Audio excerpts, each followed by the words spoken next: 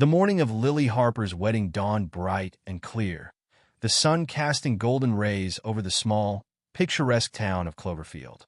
Her family's sprawling estate, nestled among rolling green hills, buzzed with activity. Guests arrived in their finest attire. Caterers carried trays of delicacies, and the air thrummed with the promise of celebration. Lily stood before the grand mirror in her childhood bedroom, her heart pounding with a mixture of excitement and apprehension. Her dress was exquisite, layers of ivory lace cascading into a train that seemed to float as she moved. Her mother, Elaine, fussed over the final adjustments, tears shimmering in her eyes. "You look perfect," Elaine said, her voice thick with emotion. But beneath Lily's radiant smile was a flicker of unease. The dreams had started 2 weeks ago, dark, fragmented visions of her wedding day, disrupted by shadows and whispers. She had dismissed them as pre-wedding jitters, yet the unease lingered.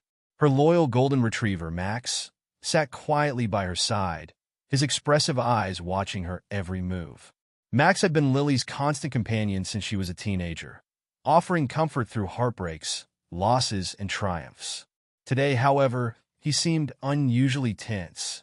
His ears perked at every sound, and he let out low, almost imperceptible whines. "Don't tell me you're nervous, too," Lily teased, scratching behind his ears. But Max's unease was contagious, and Lily felt a knot tighten in her stomach. The garden was transformed into a fairy tale scene, with rows of white chairs, archways draped in flowers, and a string quartet playing softly. Lily's fiancé, Daniel, stood at the altar, his handsome face lit with anticipation. They had met 3 years ago at a charity gala, and their whirlwind romance had seemed like destiny. As the bridal march began, Lily took her father's arm and descended the grand staircase. Guests turned, their faces glowing with admiration. But just as she reached the garden's edge, Max darted in front of her, barking furiously. "Max!" Lily exclaimed, startled. The dog blocked her path, growling low and sharp, his body rigid. His behavior was so out of character that it sent a ripple of confusion through the gathered crowd.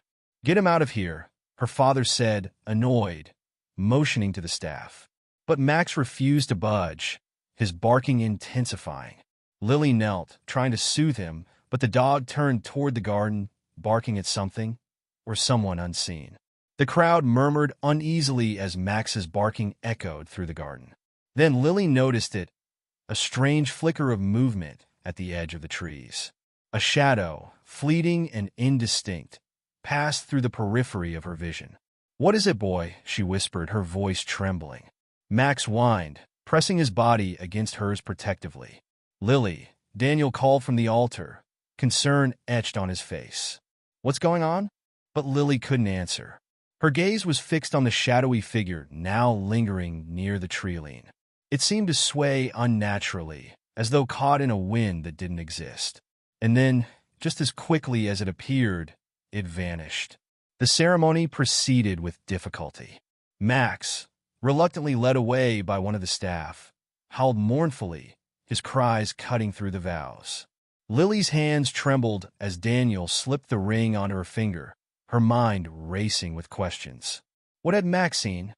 And why had she felt that same prickle of fear she'd experienced in her dreams? As the reception began, Lily found herself unable to relax. She moved among the guests, smiling and chatting, but her eyes kept drifting toward the forest's edge. The unease grew when an elderly guest, Mrs. Cartwright, pulled her aside. "Your dog was trying to warn you," the woman said in a low, conspiratorial tone. "Warn me?" Lily asked, startled. "About what?" Mrs. Cartwright's eyes, clouded with age, were sharp with intensity. "The forest isn't just trees and shadows, my dear. There are things that linger there, things that shouldn't." Lily laughed nervously. "You're saying the forest is haunted?" Mrs. Cartwright leaned closer. "Not haunted. Cursed. It's been that way for generations. And today it's watching you." The figure in the tattered wedding dress loomed at the forest's edge, her presence as still as death, yet commanding an oppressive weight. Lily clutched Daniel's arm, her breath caught in her throat. Max growled low, his hackles raised, but he didn't dare move closer. "Who are you?" Daniel called out, his voice faltering despite his attempt at bravado. The woman didn't respond. Her veiled head tilted slightly, as though observing Lily with eerie intent. Then, she began to step forward, her movements unnaturally slow and deliberate. Each step seemed to echo, even though she walked on soft grass. "We have to go," Lily whispered, pulling Daniel back. Her instincts screamed danger, every fiber of her being urging her to flee. Daniel hesitated, but finally relented, allowing Lily to guide him back toward the reception. Max kept growling, walking backward with his eyes, never leaving the woman. But just as they reached the safety of the garden lights, Lily dared one last glance over her shoulder. The woman was gone. Back at the reception, the mood had shifted. The guests danced and laughed, oblivious to what had just transpired. The warmth of the celebration felt surreal, a stark contrast to the icy terror Lily had just experienced. Daniel poured her a glass of champagne, urging her to relax. "It was probably just some drunk guest playing a prank," he said, though his tone lacked conviction. "It wasn't a prank," Lily replied, her voice trembling. She was wrong. Her movements, the way she appeared, it wasn't normal, Daniel. Daniel placed a reassuring hand on her shoulder. "You've been under a lot of stress lately. Maybe you imagined it." Before Lily could argue, an ear-piercing scream tore through the garden. The music stopped abruptly, and the guests turned toward the source of the sound. A young waiter stumbled into view, his face pale and eyes wide with terror. "There's someone out there," he gasped, pointing toward the forest. The crowd murmured uneasily. Lily's stomach twisted as she saw the fear in his eyes. Despite the waiter's protests, several guests, including Daniel and Lily's father, decided to investigate. Armed with flashlights and bravado fueled by alcohol, they made their way toward the forest. Lily stayed behind, gripping Max's leash tightly. She watched as the flashlights bobbed in the distance, the men calling out for whoever, or whatever, might be lurking in the shadows. The minutes dragged on, and then, one by one, the men returned. None had seen the woman in the veil, but they did find something, a white glove, old and yellowed with age, lying at the base of a tree. "She's gone now," her father said, patting Lily's hand reassuringly. "Just some vagrant passing through." But Lily couldn't shake the feeling that the woman hadn't simply vanished. She was waiting. As the night wore on, the unease began to settle, though not entirely. Guests returned to dancing and drinking, their laughter echoing into the night. Lily tried to enjoy the remainder of her wedding day, but her thoughts kept drifting back to the forest. It wasn't until the party had dwindled and the last of the guests had left that Lily noticed something strange. Sitting on the steps leading to the estate was a small box, wrapped in delicate white paper and tied with a black ribbon. "Did someone leave this for us?" Lily asked as she picked it up, inspecting it carefully. There was no tag, no indication of who it was from. "Maybe one of the guests forgot to hand it over," Daniel suggested, though his tone was uncertain. Lily untied the ribbon and peeled back the paper, revealing a small, intricately carved locket. The design was beautiful but old, the metal tarnished with age. She opened it, her heart sinking as she saw what lay inside. A sepia-toned photograph of a woman in a wedding dress, her face obscured by a veil. Lily's hands trembled, and she dropped the locket. It hit the ground with a soft clink, but she didn't dare pick it up. That night, the estate was quiet. Lily and Daniel retired to the bridal suite, an opulent room with high ceilings and a large four-poster bed. Despite her exhaustion, Lily couldn't sleep. The image of the veiled woman haunted her, and the locket's appearance felt like a sinister omen. Max refused to leave her side, curling up on the rug near the bed. His ears twitched at every sound, his eyes constantly scanning the room. As the clock struck midnight, Lily was jolted awake by a sharp, cold breeze. She sat up, her breath visible in the frigid air. The windows were closed, and the fireplace crackled warmly, yet the chill was unmistakable. "Daniel," she whispered, shaking him awake. "What is it?" he groaned, rubbing his eyes. Before she could respond, The door to their room creaked open slowly. Lily's heart raced as she stared at the dark hallway beyond. "Who's there?" Daniel called out, his voice firm. There was no reply, only the sound of soft, deliberate footsteps. Max growled low, his body tense. Lily clutched the covers, her fear mounting as the footsteps grew louder, closer. And then, standing in the doorway, she saw her, the woman in the veil. The woman stood motionless, her figure silhouetted against the darkness. Her veil fluttered as though caught in an invisible breeze. Lily's body froze, paralyzed by the sheer wrongness of the figure. "Leave us alone," Daniel shouted, but his voice seemed to have no effect.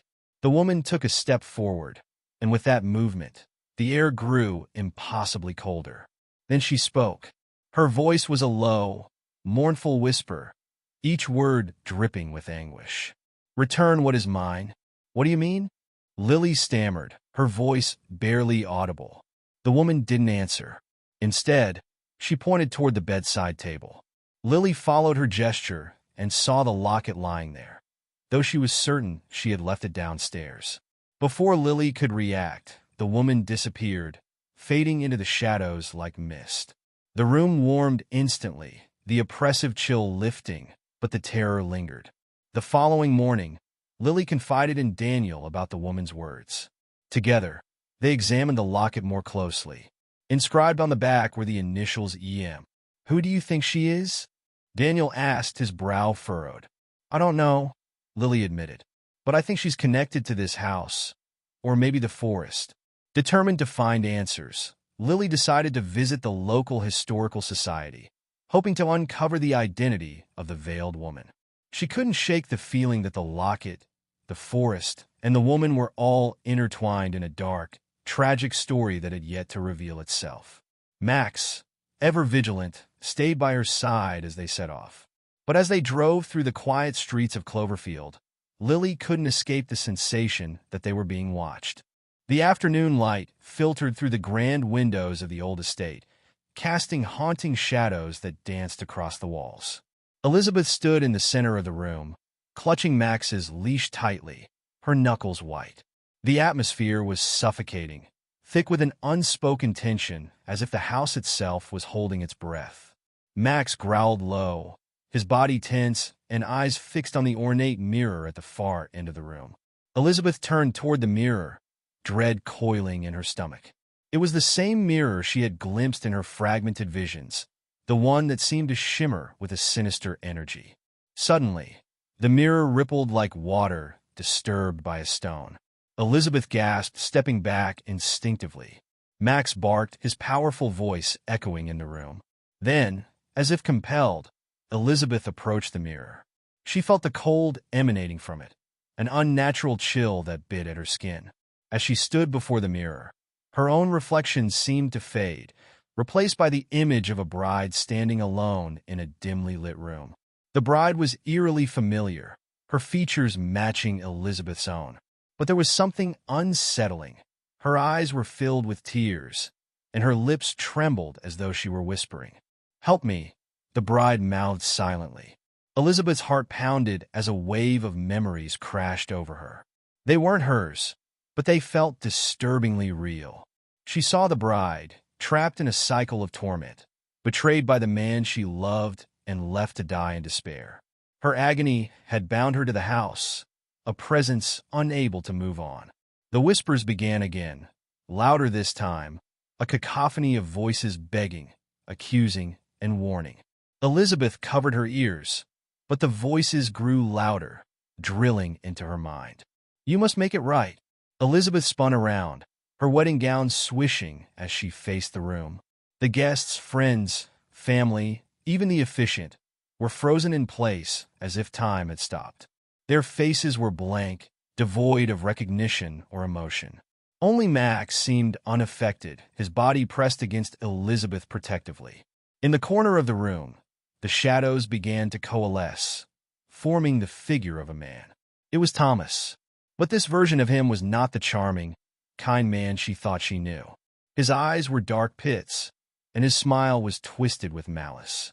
"You were never meant to leave," he he said, his voice like shards of glass scraping together. Elizabeth's knees wobbled, but she stood her ground. What do you mean? What is this place? What have you done? Thomas chuckled, a sound that sent chills down her spine. This house feeds on pain, on despair. I needed someone who would anchor its hunger, a bride with a pure heart. You were perfect, Elizabeth. Max barked furiously, lunging at Thomas, but the Shadow Man dissolved and reappeared behind Elizabeth. She spun around, her breath hitching as Thomas reached out a hand toward her face. Stay with me, and you'll never feel pain again, he whispered. But Elizabeth saw through the lie. Her mind raced as she realized the truth. The house had ensnared Thomas long ago, and now he sought to trap her in the same endless torment. With newfound determination, Elizabeth grabbed the mirror off the wall, its frame icy to the touch. The whispers intensified, but she ignored them. She raised the mirror high and smashed it onto the floor. The shattering glass exploded into a blinding light, and a piercing scream filled the room. The house seemed to quake as if in protest. The frozen guests vanished, leaving Elizabeth and Max alone with the fading figure of Thomas. No! Thomas howled, his form dissipating like smoke in the wind. Elizabeth collapsed to her knees, clutching Max as the house began to crumble around them.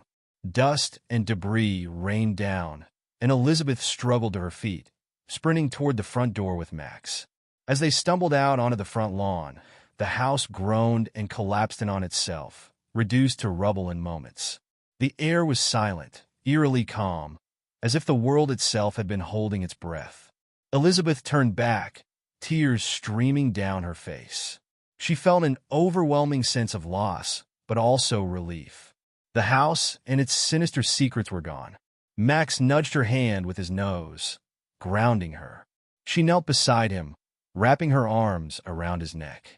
Thank you, Max, she whispered. You saved me. In the distance, the sound of sirens broke the silence. Help was finally on its way. Elizabeth stood, looking at the ruined estate one last time. The sun broke through the clouds, bathing the scene in warm light. For the first time in what felt like an eternity, Elizabeth felt hope. The nightmare was over, and she was free. Months later, Elizabeth started a new chapter of her life. She had found a small cottage far away from the estate and was building a life filled with love and purpose. Max remained by her side, a constant reminder of the bond they shared. But sometimes, late at night, Elizabeth would wake with a start, her heart racing. In the quiet moments before dawn, she could still hear faint whispers, as if the house's spirit lingered just beyond the veil. Yet, she chose to focus on the present, finding strength in the love she had rediscovered, for her dog, her life, and herself. The past would always be a part of her, but it would no longer define her.